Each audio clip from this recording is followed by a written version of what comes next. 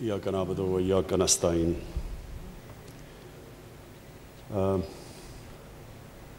Rector Nast, students, میرے وزیر، میں سب سے پہلے تو اپنی خوشی کا اظہار کرنا چاہتا ہوں کہ میرے دسمبر میں آنے سے اور اب تک ایک کم از کم نسٹ نے وہ چیز پروڈیوس کی جو بڑی بنیادی چیز ہے. دنیا میں سب سے زیادہ اور پاکستان میں بھی جو لوگ مرتے ہیں وہ ہارٹ ڈیزیز سے مرتے ہیں، اور انفارچونیٹلی وہ بڑا مہنگا علاج ہے. تو اس کی ایک تو آپ نے یہ جو آج سٹینٹس لوکلی پروڈیوس کیے اور جو اس کی بہت بڑا پرائس ڈفرینشل ہے، ایک تو یہ کام کیا کہ آپ نے ہمیں ہمارا فارن ایکسچینج بچایا، اور دوسرا کہ موقع دیا کہ اور زیادہ غریب مریضوں کا جن کو ہارٹ ڈیزیز ہے ان کا ہم علاج کر سکیں. تو یہ بہت خوش آئند چیز ہے. میں دو چیزیں پہلے کہنا چاہتا ہوں اور اسٹوڈنٹس آپ سے اس کے بعد جو میں آپ سے جو بات کرنا چاہتا ہوں ہیومن پوٹینشیل پہ، یہ سب کچھ ریلیٹڈ ہے.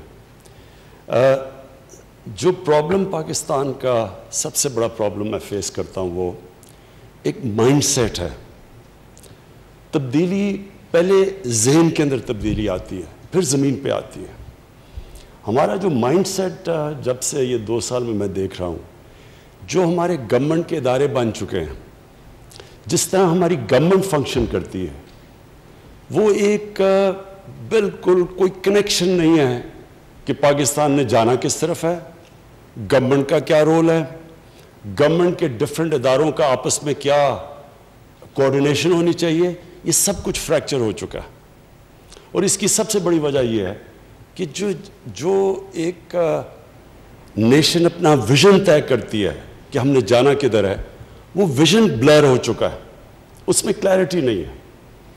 اور جب اس میں کلیئرٹی نہ ہو تو جو پھر ایک گورنمنٹ کے ادارے ہیں ان کے اندر بھی پھر کلیئرٹی نہیں رہتی.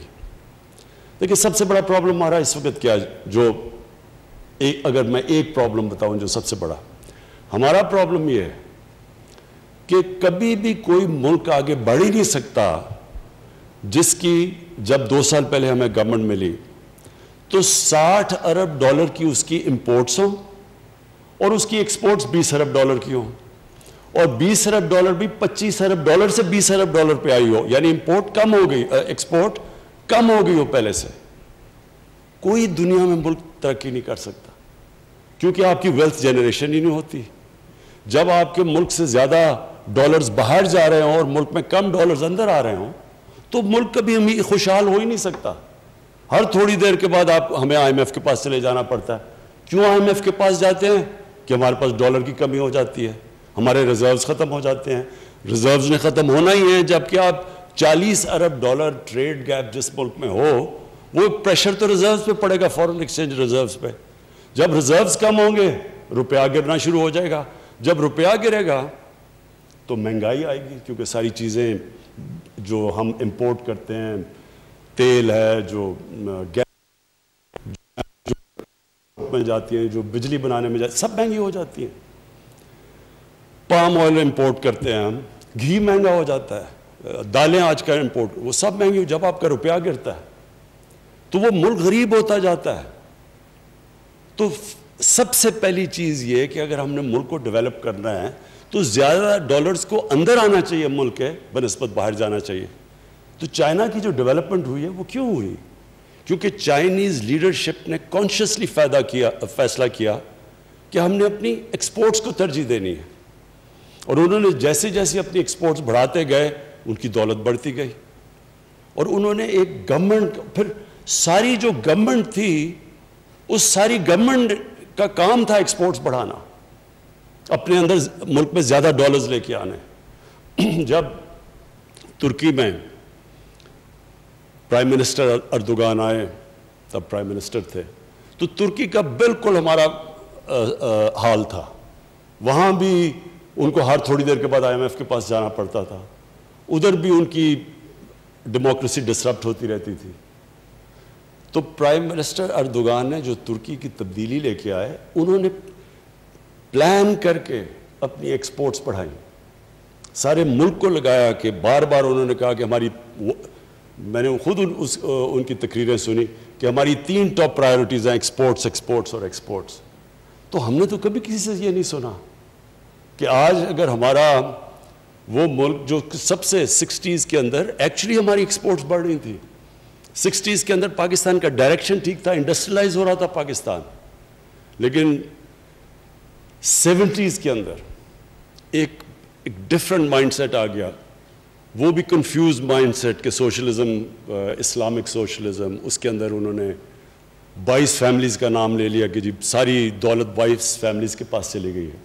تو اس کا مقصد یہ ہونا چاہیے تھا کہ 22 فیملیز سے ری ڈسٹریبیوشن کرواتے ہیں, اس کا جو بھی پروفیٹیرنگ کو ختم کر کے پروفٹ میکنگ کو اٹریکٹیو کرتے تاکہ اور انویسٹر آتے, 22 کی جگہ اور فیملیز ہو جاتی, لیکن وہ پیسہ جو ان سے ویلتھ کریشن ہوتی وہ پھر نیچے جاتی, تو نیچے سے لوگوں کو اوپر اٹھاتے, جو چائنا نے کیا ہے. بدقسمتی سے وہ مائنڈ سیٹ آ گیا, نیشنلائزیشن آ گئی, ہماری جو ساری انڈسٹرائز ہو رہا تھا پاکستان اس کو چوک کر دیا, اور آج تک پاکستان اس مائنڈ سیٹ سے نہیں نکلا. تو یہ جو آپ نے, یہ ایک بڑا اچھا سٹیپ ہے کہ ہم نے فیصلہ کیا کہ ہم اپنے سٹینڈز بنائیں گے. ہم ان دنیا میں کم ملک ہیں جو کہ اپنے اب سٹینڈز بنا رہے ہیں, اور ایکچولی جو ملک نیوکلیئر ٹیکنالوجی ڈیولپ کر سکے تو اس کے لیے تو اور بہت چیزیں آسان ہونی چاہیے تھیں, لیکن یہ فریکچر تھا. ہماری ڈیفنس پروڈکشن کئی دفعہ ایک جو نیوکلیئر ٹیکنالوجی ڈیولپ کر رہی تھی اس کی کوئی پرائیویٹ سیکٹر سے کنیکشن نہیں تھی. امریکہ کے اندر جو ساری گروتھ ہوئی ہے پرائیویٹ سیکٹر میں, وہ کنیکٹ ان کی ڈیفنس پروڈکشن سے, اور ملے ہوئے ہیں وہ اکٹھے, تو وہ پاس آن کرتے ہیں ایک دوسرے سے, گین کرتے ہیں. تو ہمارا کوئی کنیکشن نہیں تھا. پھر دوسرا کہ جو انڈسٹری کی اور جو ایکیڈیمیا کی جو لنکیجز تھی وہ بھی نہیں تھی, کیونکہ ساری دنیا میں یہ کنیکٹڈ ہوتے ہیں. آکسفورڈ یونیورسٹی میں انڈسٹریز کنیکٹڈ ہوتی ہیں ویریس کالجز سے اور فیکلٹیز سے, اور اسی طرح پھر وہ دونوں ایک دوسرے کو بینیفٹ کرتی ہیں.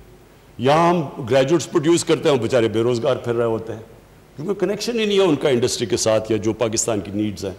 تو یہ بھی دوسری چیز بہت صحیح ڈائریکشن کے اوپر آپ نکل گئے ہیں, کیونکہ جس طرح فواد چودھری نے کہا, اصل چیز تو ایک ملک کبھی بھی صرف کاٹن بیچ کے, یا جس طرح ملیشیا ایک وقت پہ پرائمری پروڈکٹس ربر اور ٹن بیچ رہا تھا, اس سے تو کبھی وہ ایک قوم نہیں اوپر جا سکتی. قوم تو جب ویلیو ایڈ کرتی ہے اپنے پروڈکٹس پہ تو تب اوپر جاتی ہے. تو چھوٹا سا سنگاپور اگر اس کی 300 ارب ڈالر سے زیادہ ایکسپورٹس ہیں اور ہم 22 کروڑ کے لوگ اور ہماری 25 ارب ڈالر کی اگر ایکسپورٹس بھی ہیں, تو اس میں ایک بڑا غلط ڈائریکشن پہ پاکستان نکلا ہوا تھا. تو اب یہ اس کو ڈائریکشن کو ٹھیک کرنا ہے اور مائنڈ سیٹ کو ٹھیک کرنا ہے. جو ہمیں چیلنج آ رہا ہے گورنمنٹ ڈپارٹمنٹس کو بتانا ہے کہ آپ کا کام ہے کہ اس ڈائریکشن پہ جو بھی ایکسپورٹ انڈسٹری, جو بھی ایکسپورٹس کی طرف جا رہا ہے, جو انڈسٹریلائز پاکستان کو کرنا چاہتا ہے, ویلتھ کریشن کی طرف جاتا ہے, ساری گورنمنٹ ڈپارٹمنٹس کو اس کی مدد کرنی چاہیے. ایف پی آر کو مدد کرنی چاہیے. جو باقی ہماری جتنے بھی جس کو ریڈ ٹیپ کہتے ہیں, وہ بجائے ان کی مدد کرنے کے رکاوٹیں ڈال دیتے ہیں ان کے راستے میں, کیونکہ مائنڈ سیٹ ابھی تک وہی سوشلسٹ مائنڈ سیٹ ہے کہ پروفٹ میکنگ کو کرائم سمجھا جاتا ہے. وہ 70s میں مجھے ابھی بھی یاد ہے کہ جو 70s کے پولیٹیشنز تھے, ان میں ایک ہمارے ساتھ بھی آئے, ہم نے جب پارٹی شروع کی تو مجھے وہ یاد ہے, وہ اپنی تقریر شروع ہی کرتے تھے جاگیردار کو پہلے برا بھلا اور اس کے بعد سرمایہ کار کو برا بھلا. تو اگر سرمایہ کاری نہیں ہوگی, انویسٹمنٹ نہیں ہوگی, تو ملک آگے کیسے بڑھے گا, ویلتھ کریشن کیسے ہوگی. جو ہمارا گورنمنٹ کی جو ہم کوشش کر رہے ہیں, آپ مائنڈ سیٹ چینج کر رہے ہیں کہ ویلتھ کریشن, ایک ملک کے اندر انویسٹمنٹ ہو, بزنس چلے, باہر سے لوگ آئیں. جو ہمارے سب سے بڑا پاکستان کا ساسا اوورسیز پاکستانی ہے. لوگ اس چیز کو سمجھتے نہیں ہیں کیونکہ لوگوں کا انٹریکشن ان سے نہیں ہے. میرا سب سے پرانا انٹریکشن اوورسیز پاکستانی سے. جب میں کرکٹ کھیلتا تھا تب میں جب دنیا میں جاتا تھا تو پاکستانی آتے تھے جو وہاں باہر بیچارے, وہ سب سے زیادہ پیٹریوٹک پاکستانی ہے. وہ جب باہر جاتا ہے ملک, جب باہر کے معاشرے میں جب وہ رہتا ہے تو اس کو اپنے ملک کی زیادہ قدر ہو جاتی ہے. اور خاص طور پہ اب جو اسلاموفوبیا ہے باہر, ان کو تو اور زیادہ قدر ہے پاکستان کی.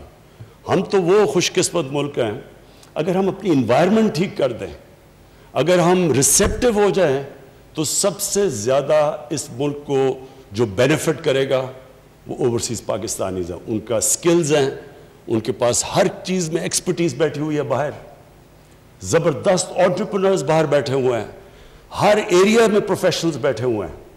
ہم نے صرف ایک ملک میں ماحول پیدا کرنا ہے تاکہ وہ واپس آئے. اور بدقسمتی سے جب ہماری گورنمنٹ شروع میں آئی تو مجھے بڑی افسوس ہوا کہ ہم وہ ماحول نہیں پیدا کر پائے.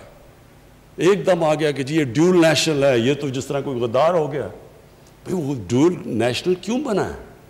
کیونکہ پاکستان کا بدقسمتی سے ہم نے اپنی فورن پالیسی اتنی بری طرح کنڈکٹ کی, ہمارا امیج اتنا برا تھا کہ ہر پاسپورٹ ٹریول کرنا مشکل ہو گیا تھا. تو ہم ان کو اس چیز پہ یہ نہ سمجھے, وہ لوگ ترستے ہیں پاکستان کے لیے, اور ان کے لیے صرف ہم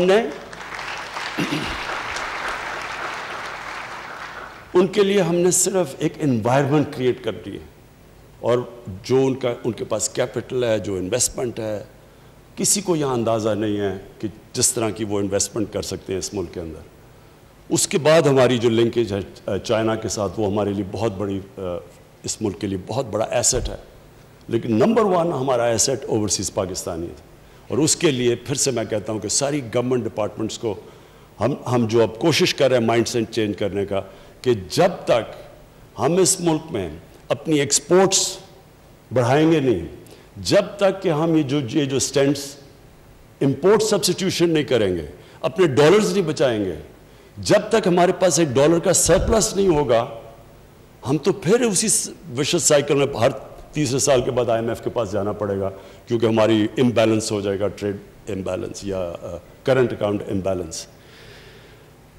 اچھا جی, میں آپ کیونکہ مجھے موقع کم ملتا ہے آج کل اسٹوڈنٹ سے بات کرنے کا, تو یہ بڑا ضروری ہے میں آپ سے جو اپنا یہ ایکسپیرئنس شیئر کروں, کیونکہ میرے پاس شاید وہ ایکسپیرئنس ہے جو دنیا میں بڑے کم, پاکستانیوں میں بہت کم لوگوں میں ہے, کہ دونوں ایک پاکستان کا ایکسپیرئنس اور ایک پھر میں نے بڑی ایک طویل عرصہ گزارا مغربی معاشرے میں, اور اس کو بڑا کلوزلی اندر سے اس کو آبزرو کیا. اور پھر میری ایکسپیرئنس اسپورٹس مین کا علیحدہ, پھر ایک پورا ایک ادارہ بنانا, اسکریچ سے کھڑا کرنا پورا ہاسپٹل, اور اس کے لیے جو فنڈ ریزنگ, اور وہ ایک اور ایکسپیرئنس تھا. اور پھر تیسرا پالیٹکس میں ایکسپیرئنس, جو کہ سب سے یونیک ایکسپیرئنس تھا, کہ ایک اپنی پارٹی بنا کے اور یہاں پہنچنا. تو جو میں آپ کو اپنے ایکسپیرئنس سے جو سب سے امپورٹنٹ چیز آپ کے لیے جو میں آپ کو ایک لیسن دینا چاہتا ہوں, جو آپ کے لیے بڑا کام آئے گا, وہ سب سے امپورٹنٹ چیز یہ ہے کہ انسانوں کو اللہ نے جب اشرف المخلوقات بنایا تو ایک چیز سمجھ جائیں کہ انسان کے پاس وہ پوٹینشل ہے جو کسی اور اللہ کی مخلوق کے پاس نہیں ہے. جب اللہ نے فرشتوں کو کہا کہ انسان کے سامنے جھکو, تو وہ بڑا ریلیونٹ آپ کے لیے سمجھنا ہے کہ اللہ نے جب شیطان نے نہیں جھکا تو اللہ نے تب کہا کہ میں نے ان کو وہ پاور دی ہے جو تمہیں بھی نہیں دی, جو وہ نالج دی ہے. نالج پاور ہوتی ہے. تو یہ پرابلم ہمارا یہ ہوتا ہے کہ ہم اپنے پوٹینشل کو پہچانتے نہیں ہیں, ہم اپنے آپ کو انڈر سیل کرتے ہیں, ہم اپنی جو ویژن ہے جو زندگی کی اس کو اتنی محدود کر لیتے ہیں کہ اپنا ہی پوٹینشل کو کیپ کر دیتے ہیں, ہم اپنے اوپر لمیٹیشنز لگا دیتے ہیں. اور ہم اللہ کی وجہ, جس طرح مولانا رومی نے ایک دفعہ کہا کہ جب اللہ نے آپ کو پر دیے ہیں کیوں چونٹیوں کی طرح زمین پہ رینگ رہے ہو. اللہ نے آپ کو وہ پوٹینشل دیا ہے جو شاید ہی کوئی انسان اپنی زندگی میں کوئی 5-10% پہ پہنچتا ہے. تو امپورٹنٹ چیز یہ ہے کہ یہ آپ نے پوٹینشیل کو کیسے ریئلائز کرنا ہے، کیسے آپ نے اپنے پورے جو اللہ نے آپ کو صلاحیتیں دی ان پہ کیسے پہنچنا ہے۔ تو اس کے جو نمبر 1 ریکوائرمنٹ ہوتی ہے کہ آپ کی ویژن کیا ہے زندگی کی، آپ کیا بننا چاہتے ہیں، اور یہی پھر ایونچولی ملک پہ بھی ٹرانسلیٹ ہوتی ہے کہ ملک کیا بننا چاہتا ہے۔ کیا وہ کسی نے کہا جی ایشین ٹائیگر بننا چاہتے ہیں؟ ایشین ٹائیگر تو کوئی ایک ویژن نہیں ہونی چاہیے ملک کی۔ تو ڈیفائن کریں پہلے کہ آپ ایک انسان کیا بننا چاہتا ہے، اور جب آپ یہ فیصلہ کرتے ہیں کہ آپ کیا بننا چاہتے ہیں، وہ ڈیفائن کرے گا کہ آپ کا پوٹینشیل کیا ہے۔ مثلا میں جب کرکٹ کھیلتا تھا تو میرے سے بڑے زیادہ ٹیلنٹڈ لڑکے تھے، لیکن وہ جب ٹیسٹ ٹیم میں آتے تھے تو وہ سمجھتے تھے کہ بس انہوں نے زندگی میں اچیو کرنا تھا وہ کر لیا، وہ ادھر ہی رک جاتے تھے۔ کئی کھلاڑی جو بہت زبردست کھلاڑی تھے، جیسے انہوں نے کرکٹ چھوڑی، کرکٹ میں بڑی چیزیں سیکھتا ہے۔ دیکھیں آپ مقابلہ سیکھتے ہیں، سپورٹس میں سیکھتے کیا ہے؟ سپورٹس میں سٹرگل کرنا سیکھتے ہیں۔ کوئی بھی اوپر نہیں پہنچ سکتا جب تک ایک بڑے پروسیس سے نہ گزرا ہو، محنت نہ کی ہو اس نے۔ تو جب آپ اوپر پہنچ جاتے ہیں اور آپ ریٹائر ہو گئے، اب جب ریٹائر ہوتا ہے انسان تو کیا اس کا مطلب بس وہ ساری زندگی اب کرکٹ کی باتیں کرتا رہے؟ تو اس کا وہی پوٹینشیل ختم ہو گیا۔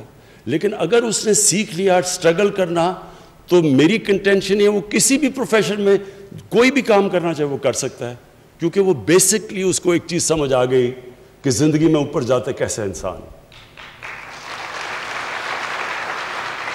اور اس لیے ہر چیز کے اندر آپ خود ڈیفائن کر سکتے ہیں کہ میں کیا بننا چاہتا ہوں۔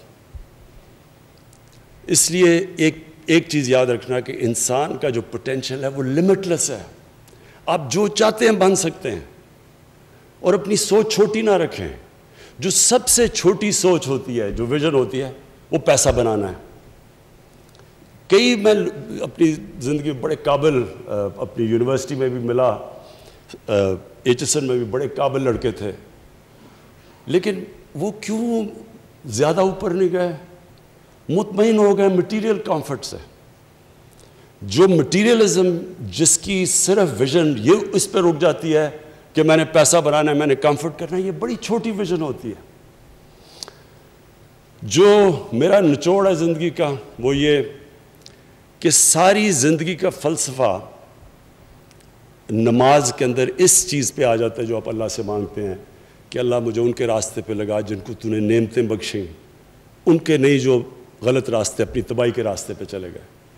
یہ جو اللہ کہتا ہے نا 5 وقت نماز پڑھو، یہ بھی بائی دا وے میں نے بڑی لیٹ اپنی زندگی میں اس چیز کو سمجھا۔ یہ ہے زندگی کا آپ کا فلسفہ، کیونکہ جب آپ اس کے اوپر غور کریں گے تو کس کو اللہ نے نعمتیں بخشی؟ اپنے پیغمبروں کو، سب سے زیادہ جو ان کے حبیب تھے نبی صلی اللہ علیہ وسلم، ان کو نعمتیں بخشی۔ تو کیا ان کی زندگی آسان تھی؟ کمفرٹیبل زندگی تھی؟ بڑی مشکل زندگی تھی۔ جیسے ہی اللہ نے ان کو کہا کہ پیغام دو دنیا میں جا کے، تو جیسے ہی وہ اللہ کے پیغمبر بنے ان کی زندگی تو مشکل ہوتی گئی۔ تو کیا ہم وہ مشکل زندگی مانگ رہے ہیں؟ وہ ہے، اور اس کے اندر جو دوسری چیز اب آتی ہے کہ ہم سب کیا چاہتے ہیں زندگی میں؟ خوشی چاہتے ہیں نا۔ ہم جو بھی چیز ہم سمجھتے ہیں پیسہ بنائیں گے تو ہمیں خوشی مل جائے گی، ہم سمجھتے ہیں کہ شادی ہوگی، بچے ہوں گے، خوشی مل جائے گی، ہم خوشی ڈھونڈ رہے ہوتے ہیں نا۔ تو یہ کیوں اللہ نے کہا ہے کہ ہم صرف ایک چیز مانگے نماز میں، ان کے راستے پہ لگاؤ جن کو تو نے نعمتیں بخشی؟ تو ان سارے پیغمبروں کے بڑے مشکل راستے تھے، اور سب سے بڑے جو اللہ نے سب سے زیادہ جو اللہ کے سب سے قریب تھے انسان، ان کی تو آپ زندگی پڑھ لیں، جو 23 سال تھے نبوت کے بعد، وہ بڑے مشکل تھے ان کے لیے۔ لیکن اس سے کیا چیز اور سامنے آتی ہے کہ ہم جو خوشی ڈھونڈتے ہیں، ہم ڈھونڈتے ہیں جسمانی خوشیوں کے اوپر، پیسے سے اور جو بھی نشے سے، یہ ساری عارضی پلیجر سیکنگ کو ہم کنفیوز کر دیتے ہیں خوشی سے۔ خوشی آتی ہے جب آپ کی روح خوش ہوتی ہے۔ روح آپ کی تب خوش ہوتی ہے، روح کنیکٹڈ ہے اللہ کے ساتھ، اس لیے روح آپ کی تب خوش ہوتی ہے جب اس راستے پہ چلیں جن کو اللہ نے نعمتیں بخشی۔ یہ ایکچولی میری ساری زندگی کا یہ تجربہ یہ ہے کہ ہم ڈھونڈتے ہیں خوشی غلط جگہ۔ ہم جب شروع میں یہاں فلمیں دیکھتے تھے، ویسٹرن فلمیں، جب میں پہلی دفعہ انگلینڈ گیا تو ہماری عجیب عجیب کانسیپٹ تھے خوشی کے، کہ خوشی کیا ہے، ہم یاٹ پہ جا رہے ہیں سمندر میں، یہ بڑی خوشی ہے جناب، بیچ پہ وہ ہم تو یہ دیکھتے تھے نا، ہم نے تو فلموں میں دیکھا ہوتا۔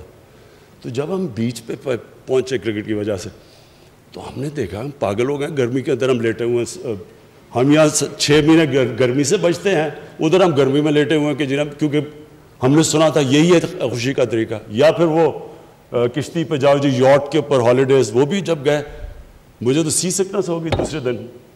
تو ہم خوشی جو سمجھتے ہیں کہ جدھر خوشی ہے ادھر نہیں ہے، خوشی آپ کو ملتی ہے جب آپ کی روح خوش ہوتی ہے۔ اور روح خوش میری کب ہوئی؟ کیونکہ مجھے تو کرکٹ میں سب سے زیادہ اپنے جب میں کھیلتا تھا اللہ نے مجھے وہ کامیابی دی اور وہ ہائٹس دی جو اس وقت تو کسی کو نہیں ملی تھی۔ لیکن جب شوکت خانم کینسر ہاسپٹل کا دروازہ کھلا پہلے دن، میں آپ کو بیان نہیں کر سکتا کہ جو مجھے خوشی تب ملی۔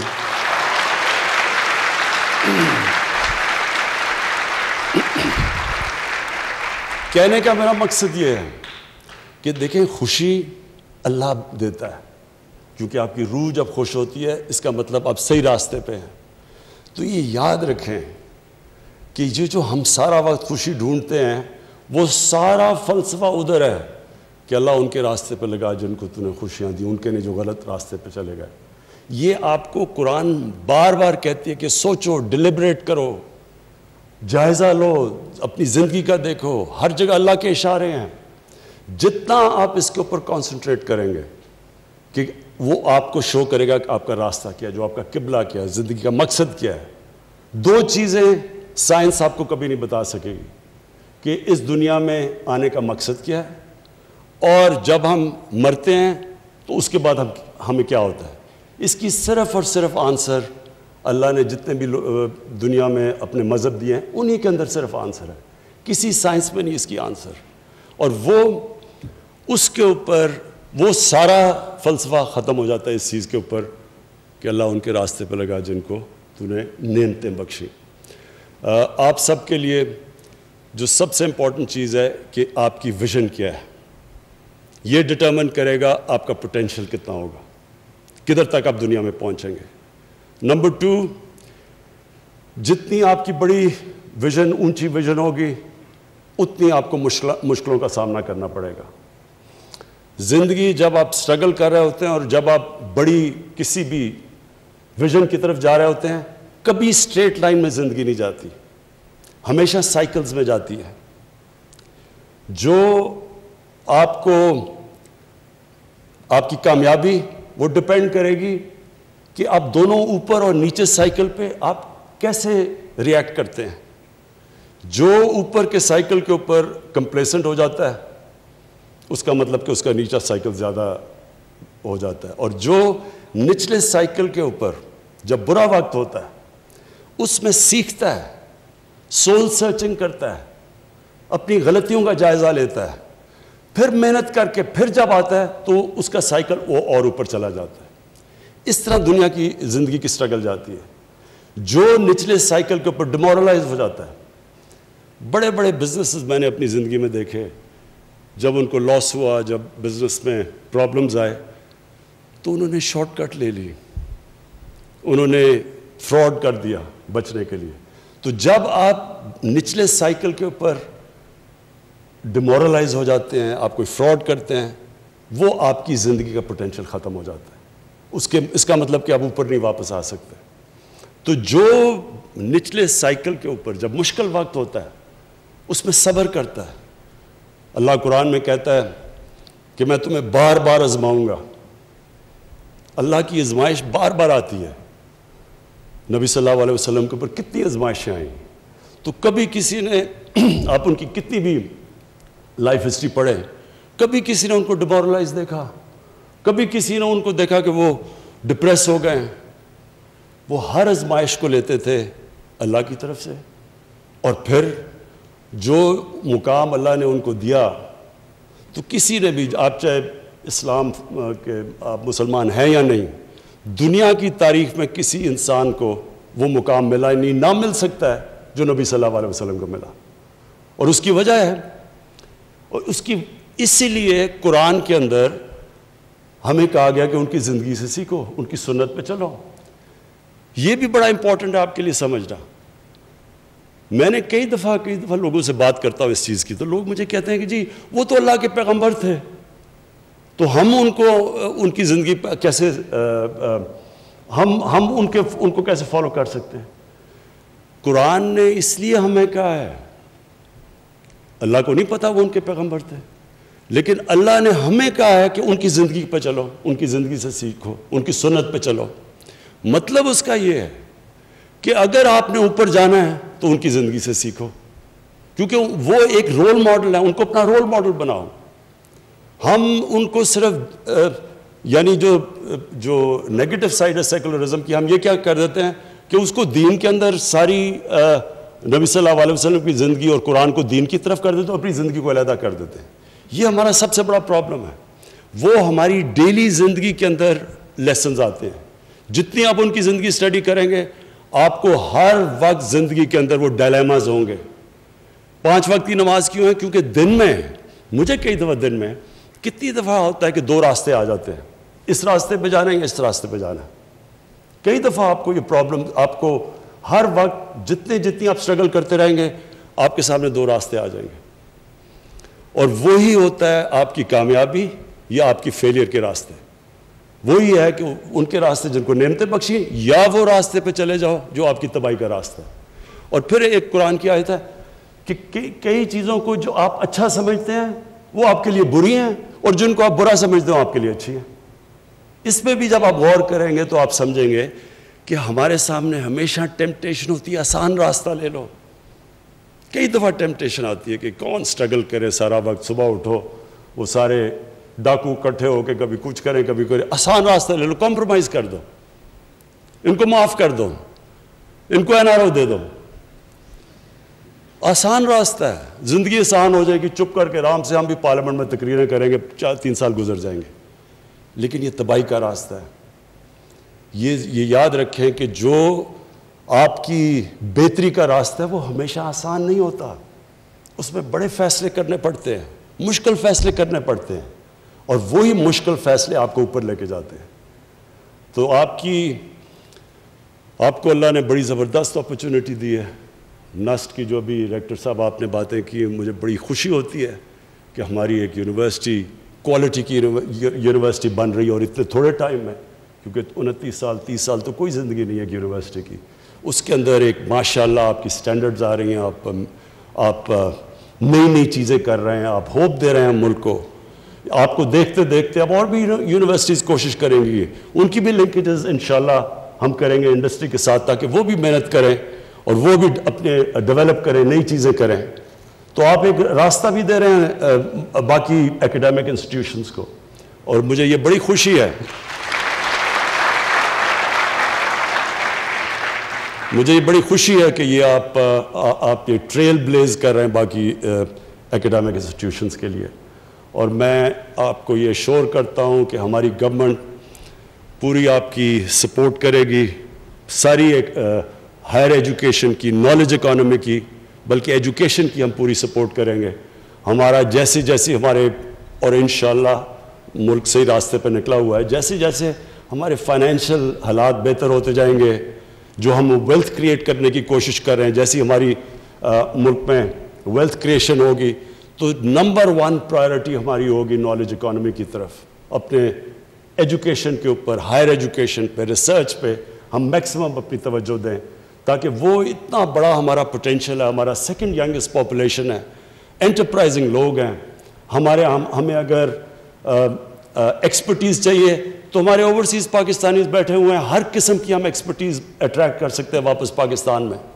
ہم نے جب شوکت خانم کینسر ہاسپٹل بنانے شروع کیا تو سب نے مجھے کہا نہیں بن سکتا، کیونکہ انہوں نے کہا ایک اسپیشلسٹ کینسر ہاسپٹل کے لیے آپ کو ایکسپرٹیز چاہیے، وہ پاکستان میں نہیں ہے.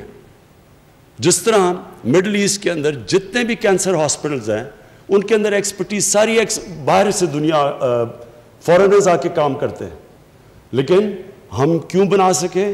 کیونکہ ہمارے پاس باہر ہر قسم کے ایکسپرٹس بیٹھے تھے، ڈاکٹرز بیٹھے تھے. جیسے ہم نے ان کو انوائرمنٹ دی وہ پاکستان آ گئے اور انہوں نے وہ ایک کامیاب ہاسپٹل چلا دیا، جو کہ آج دونوں شوکت خانم کو ایک انٹرنیشنل ایکریڈیٹیشن ہے جوائنٹ کمیشن انٹرنیشنل کی، یہ دنیا میں سرٹیفائی کرتے ہیں ہاسپٹلس کی کوالٹی. تو 4 پاکستان میں ہاسپٹلز ہیں جو جوائنٹ کمیشن انٹرنیشنل کے سرٹیفائڈ ہیں، 2 ان میں سے شوکت خانم لاہور اور پشاور ہے.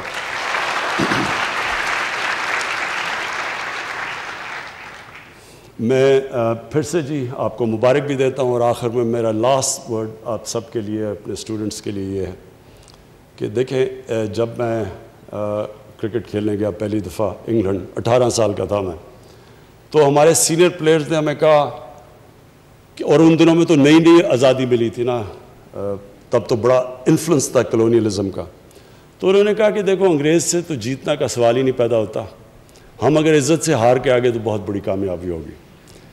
اب یہ سوچیں کہ 18 سال کا لڑکا وہ بڑے خواب دیکھ رہا تھا، اور انہوں نے آگے سے کہتے کہ جی عزت سے ہار گئے تو بہت بڑی کامیابی ہوگی.